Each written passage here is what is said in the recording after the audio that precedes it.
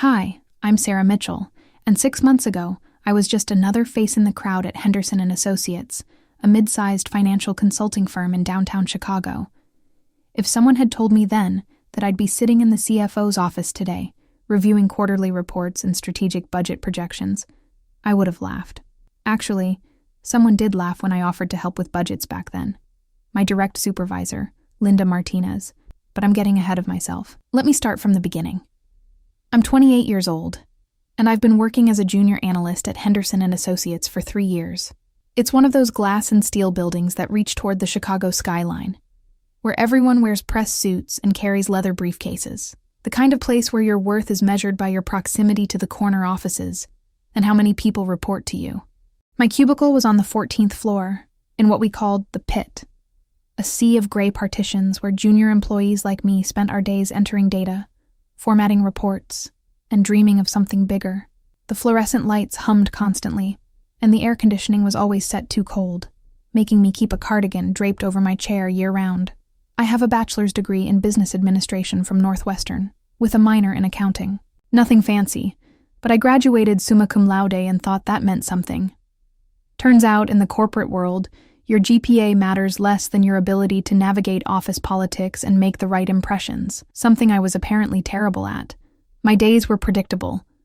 Arrive at 8 a.m., grab coffee from the break room, and dive into spreadsheets. I analyzed client portfolios, updated financial models, and prepared preliminary reports that would eventually make their way up the chain of command. The work was methodical, sometimes tedious, but I found a strange satisfaction in making numbers tell stories. Every cell in a spreadsheet had meaning. Every calculation revealed something about a company's health or potential. Linda Martinez had been my supervisor for all 3 years. She was in her mid-40s, with perfectly styled auburn hair and a wardrobe that screamed middle management. Linda had worked her way up from the pit herself, which should have made her more understanding of junior staff struggles. Instead, it seemed to make her more protective of her territory. "Sarah, these reports need to be reformatted," she'd say, dropping a stack of papers on my desk with barely a glance. "Use the template from last quarter, and make sure the margins are exactly 1 inch. Mr. Henderson is very particular about consistency."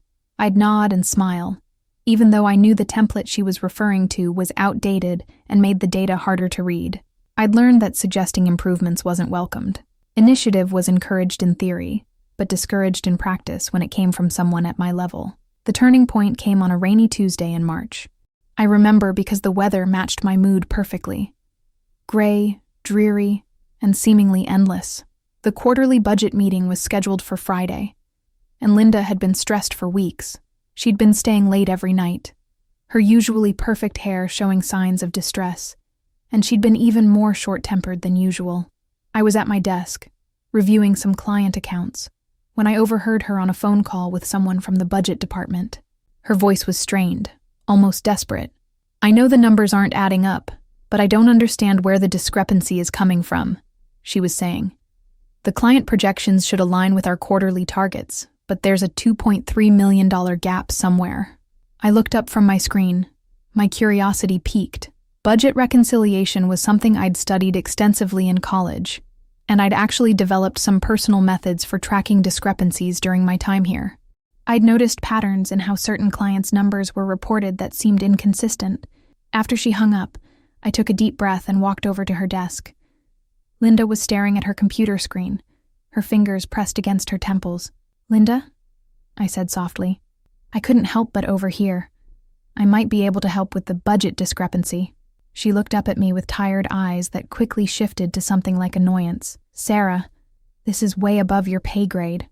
This isn't about data entry or formatting reports." "I know," I said, trying to keep my voice steady.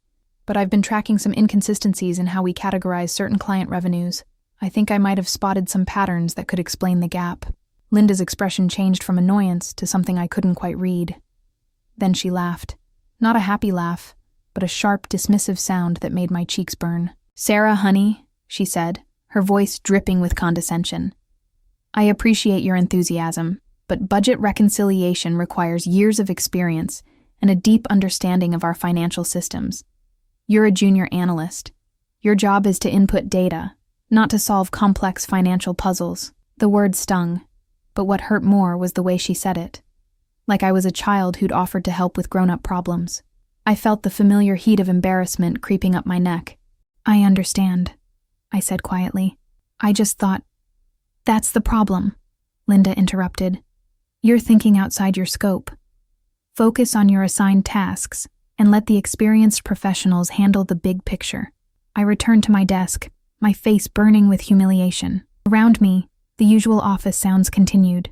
Keyboards clicking, phones ringing, the distant hum of the copy machine. But I felt isolated, like I was surrounded by a bubble of my own inadequacy. The rest of the week passed in a blur of routine tasks and stolen glances at Linda's increasingly frantic behavior. She was working later each night, her desk covered with printed reports and sticky notes. I could see the stress wearing on her. The way she rubbed her temples, the sharp way she spoke to everyone, the coffee stains on her usually pristine blouses. By Thursday evening, I'd made a decision. I couldn't directly help Linda after her rejection, but I could do something for myself. I stayed late that night, long after the office had emptied and the cleaning crew had made their rounds. Using my access to the systems, I pulled up the client accounts I'd been tracking and began building my own analysis.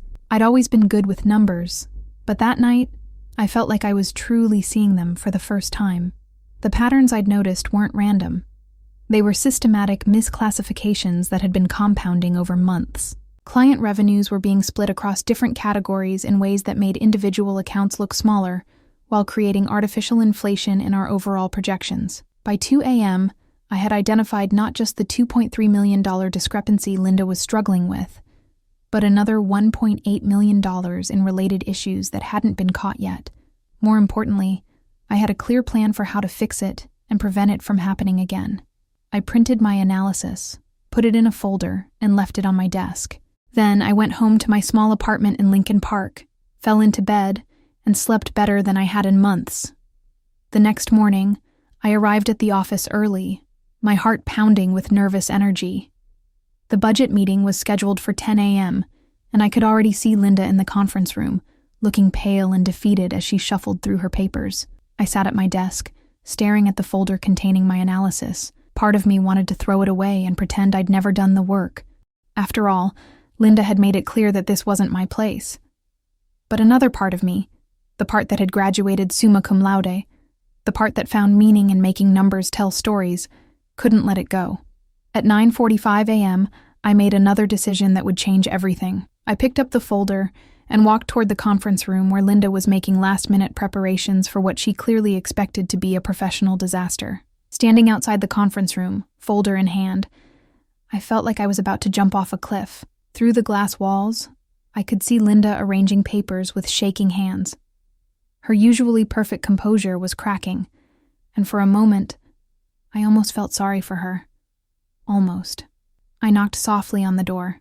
"Come in," Linda called, not looking up from her papers. "Linda, I have something that might help with the budget meeting," I said, stepping into the room and closing the door behind me. She finally looked up, and I saw a flash of irritation cross her face. "Sarah, I thought I made it clear. I know what you said," I interrupted, surprising myself with my firmness. "But I stayed late last night and found the source of your discrepancies. All of them." Her expression shifted from irritation to disbelief. "That's impossible. I've been working with the budget department for weeks." "It's not impossible," I said, opening the folder and placing my analysis on the conference table. "Look at this." Linda stared at the papers like they might bite her. The analysis was comprehensive. 23 pages of detailed breakdowns, charts, and recommendations. I'd color-coded the different types of misclassifications and created a visual timeline showing how the errors had accumulated over the past 6 months. "I don't understand," she said slowly. "How did you—" "I've been tracking irregularities in the client accounts for months," I explained. "At first, I thought they were just random data entry errors, but when I mapped them out, I saw the pattern. Look here." I pointed to a chart showing how client revenues had been systematically split across different budget categories. Henderson Industries' Q4 revenue was recorded as $800,000 in consulting fees and $1.2 million in project-based income. But if you look at their actual contract, it's all project-based work. The split was creating artificial inflation in our consulting projections. Linda's eyes widened as she followed my explanation. And this happened with other clients too? 17 of them, to be exact, I said. The pattern becomes clear when you look at the data chronologically. Each misclassification was small enough to go unnoticed individually, but collectively they created a $2.3 million discrepancy between projected and actual revenues. She was quiet for a long moment, studying the analysis. Then she looked up at me with an expression I'd never seen before. Something between amazement and fear. "Sarah, this is incredible work. How long did this take you?" "About 4 hours last night," I said. "But I've been noticing these patterns for months. I just never thought to compile them until now." Linda glanced at her watch. "The meeting starts in 10 minutes. Are you sure about these numbers?" "Positive. I've double-checked everything.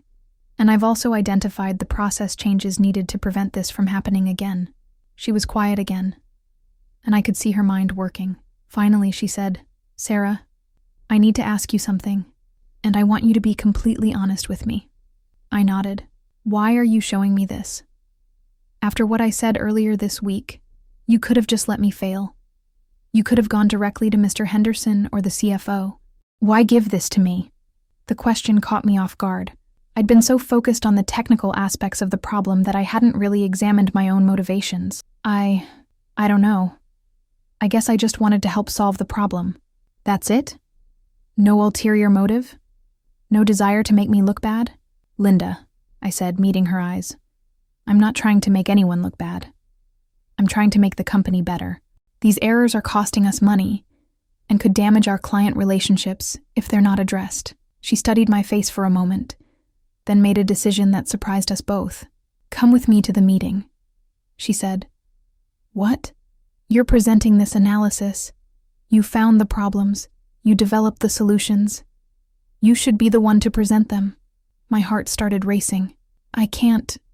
I've never presented to senior management before." "Sarah, in 10 minutes, I'm going to walk into a room full of directors and VPs and tell them I have no idea why our budget doesn't balance. Either I do that, or you present a comprehensive analysis that not only identifies the problems, but provides clear solutions. Which option do you think serves everyone better?" She was right, of course, but the thought of presenting to the senior leadership team made my palms sweat. What if I mess up? What if they ask questions I can't answer? "Then we'll figure it out together," Linda said, and for the first time in 3 years, I heard genuine support in her voice. "Sarah, this work is exceptional. You've identified issues that our entire budget department missed. You deserve to be the one to present it." At exactly 10 a.m., Linda and I walked into the main conference room. The space was intimidating.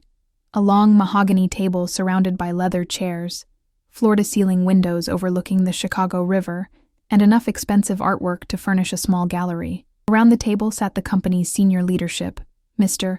Henderson, our CEO, a distinguished man in his 60s with silver hair and wire-rimmed glasses. Rebecca Torres, our CFO, a sharp woman in her 50s known for her no-nonsense approach to financial management. David Kim, the VP of Operations, and 3 other directors I recognized but had never spoken to. "Linda," Mr. Henderson said as we entered, "I understand you've been working on the budget discrepancies. Have you made any progress?" "Actually, sir," Linda said, her voice steady, "Sarah Mitchell from my team has identified the source of the problems and developed a comprehensive solution. I'd like her to present her findings." The room fell silent. I could feel 6 pairs of eyes turn to me, and for a moment, I forgot how to breathe. Rebecca Torres looked particularly skeptical, her eyebrows raised in what I interpreted as polite surprise. "Sarah," Mr. Henderson said slowly, "you're a junior analyst, correct?" "Yes, sir," I managed. "And you've found discrepancies that our budget department hasn't been able to identify?" "Yes, sir. I've been tracking irregularities in client account classifications for several months, and when I analyzed them comprehensively, I found systematic misclassifications that explain the entire $2.3 million gap." Rebecca leaned forward. "Show us." I moved to the front of the room, my hands trembling slightly as I distributed copies of my analysis. Then I began to speak, and something remarkable happened. My nervousness disappeared. This was what I loved. Making numbers tell stories, finding patterns in chaos, solving puzzles that seemed impossible. The discrepancies stem from inconsistent revenue classification across 17 client accounts, I began, pointing to my first chart. Each misclassification was small enough to avoid detection during routine reviews, but collectively they created significant distortions in our budget projections. I walked through each major finding, explaining how Henderson Industries' revenue had been split incorrectly, how Morrison Tech's project payments had been categorized as consulting fees, and how a dozen other clients had similar issues. With each example, I could see the senior leadership team becoming more engaged. The pattern suggests these weren't random errors, I continued. They began appearing 6 months ago, coinciding with the implementation of our new accounting software. The system's default settings were causing automatic categorization based on payment amounts rather than contract types. David Kim interrupted. Are you saying this is a software issue? Partially, I said. The software provided incorrect defaults, but the real issue is that we didn't have verification protocols in place to catch these discrepancies. I've developed a 3-step process that would prevent this from happening again. I outlined my recommendations: implementing monthly reconciliation checks, creating automated alerts for unusual categorization patterns, and establishing clear protocols for handling split payment contracts. When I finished, the room was quiet.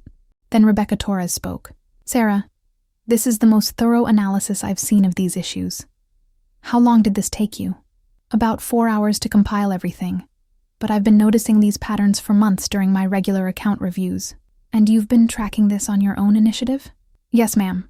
I noticed the inconsistencies and thought they were worth monitoring. Rebecca and Mr. Henderson exchanged a look. Then Mr. Henderson said, Sarah, I have a question. If you've been noticing these patterns for months, why didn't you report them sooner? The question hit me like a physical blow.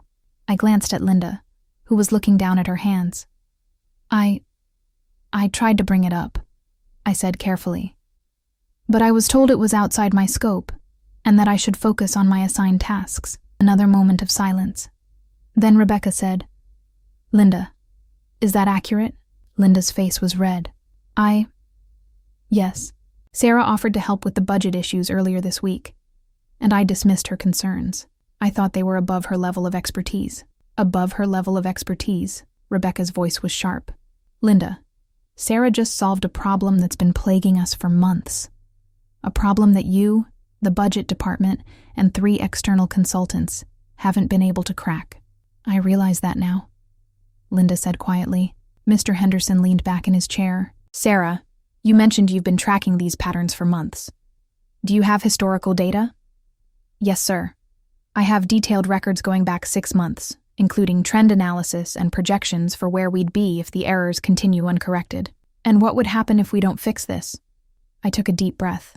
Based on the current rate of misclassification and our projected client growth, we'd be looking at a $6 million discrepancy by year end. More importantly, we'd be providing clients with inaccurate financial reporting, which could damage our reputation and potentially expose us to liability issues. The room was silent again. Then Rebecca Torres did something that changed the trajectory of my entire career. Sarah, she said, I want you to prepare a full presentation for the board meeting next week. Include everything you've shown us today, plus your recommendations for implementation. And I want you to personally oversee the correction of these accounts. Ma'am, you're temporarily reporting directly to me on this project. Linda will handle your other responsibilities. I felt like the world had tilted on its axis. Yes, ma'am. Thank you. As the meeting concluded and people began filing out, Rebecca approached me. Sarah, that was exceptional work. I'm curious. What made you think to track these patterns in the first place? I guess I just like puzzles, I said. Numbers are supposed to tell consistent stories, and when they don't, it usually means something important is being overlooked. She smiled. That's exactly the kind of thinking we need more of around here. Don't let anyone tell you again that something is above your level of expertise. Intelligence and insight don't come with job titles. 6 months later, I'm sitting in my new office on the 32nd floor, reviewing the quarterly reports that Rebecca Torres sends me every week. The view from up here is spectacular. I can see Lake Michigan stretching endlessly toward the horizon, and the city sprawls below like a living circuit board. My title is now Senior Financial Analyst and Strategic Advisor to the CFO. It's a mouthful, but it accurately reflects what I do. I'm Rebecca's go-to person for complex financial analysis, budget oversight, and strategic planning. The transformation from that nervous junior analyst who was laughed at 6 months ago still feels surreal sometimes. The board presentation went better than I could have imagined. I spent that entire week preparing, working 16-hour days to ensure every detail was perfect. When I stood before the board of directors, 12 of the most influential business leaders in Chicago, I felt the same calm confidence I'd experienced during the budget meeting. This was my element, turning complex financial data into clear, actionable insights. The board not only approved my recommendations, but asked me to lead the implementation company-wide. Within 2 months, we'd corrected all the misclassified accounts, implemented the new verification protocols, and saved the company from what would have been a $6 million year-end discrepancy. More importantly, we prevented potential client relationship damage and regulatory issues. Linda and I had several difficult conversations during that transition period. She was embarrassed by how she'd dismissed my concerns, and initially there was tension between us. But Linda proved to be more professional than I'd given her credit for. She acknowledged her mistake publicly and became one of my strongest advocates as I took on more responsibilities. "I let my insecurities cloud my judgment," she told me during one of our meetings. "I was so focused on protecting my position that I failed to see your potential. That's on me, not you." Linda now manages the day-to-day operations of our department, and we work together effectively. She's actually become a mentor in navigating office politics and managing up, skills I needed to develop as I took on more visible roles. The real turning point came 3 months after the board presentation. Rebecca called me into her office on a Friday afternoon, and I found her surrounded by stacks of financial reports. "Sarah, I have a confession," she said. "I've been testing you." "Testing me?" "Every report I've sent you, every analysis I've asked for. I've been comparing your work to our external consultants and our senior staff. You've been outperforming professionals with decades more experience." She handed me a folder. "This is the strategic analysis for our potential acquisition of Midwest Manufacturing. I need your assessment by Monday." I opened the folder and saw hundreds of pages of financial data, market research, and legal documents. This was the kind of high-level strategic work that typically went to our most senior analysts. "Rebecca, this is a multi-million-dollar decision. Are you sure you want me?" "Sarah," she interrupted, "you've proven you can identify problems others miss and develop solutions that actually work. I don't care about your title or your years of experience. I care about results." That weekend, I dove into the acquisition analysis with the same methodical approach I'd used for the budget discrepancies. I identified several red flags in Midwest Manufacturing's financials that the external consultants had missed, including potential environmental liabilities and overstated inventory values that would have cost us millions. My recommendation was to pass on the acquisition as structured, but I also outlined terms that would make it viable if we could renegotiate. The board followed my advice, and we eventually acquired Midwest Manufacturing for $12 million less than the original asking price. That success led to more high-profile projects.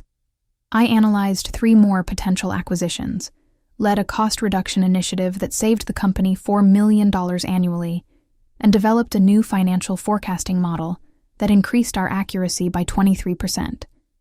But the moment I knew I'd truly arrived came last month. I was in Rebecca's office reviewing our Q3 results when she said something that made me realize how far I'd come. "Sarah, I have a confession. I don't review most reports anymore before sending them to you. I trust your judgment more than my own on complex financial analysis. Rebecca, you're the CFO. You have 20 years more experience than me. Experience doesn't always equal insight," she said. "You see patterns others miss. You ask questions others don't think to ask. And you have the courage to challenge conventional thinking when the data supports it." She paused, then added, "I'm recommending you for promotion to Director of Financial Analysis. The position comes with a substantial salary increase, your own team, and a seat at the senior leadership table." As I sit here now, looking out at the Chicago skyline, I think about that moment 6 months ago when Linda laughed at my offer to help with the budget. I'm not angry about it anymore. Her dismissal was the catalyst that forced me to prove myself in a way I never would have otherwise. Last week, I received an email from a junior analyst in our Detroit office. She had identified some irregularities in client billing and wanted my advice on how to proceed. Her supervisor had told her it was above her pay grade. I called her immediately. "Tell me about these irregularities," I said. "Well, I've been noticing some patterns in how we're categorizing certain expenses, and I think there might be a systematic issue." As I listened to her explain her findings, I smiled. Her analysis was thorough, insightful, and exactly the kind of thinking our company needed. "I want you to put together a comprehensive report," I told her, "and I want you to present it to our senior leadership team next week. I'll make sure you have the platform to be heard. Because sometimes, the best ideas come from the people others underestimate, and sometimes, the person who gets laughed at today becomes the person everyone turns to tomorrow." The reports are still coming to my desk every week, but now I'm the one deciding what comes next.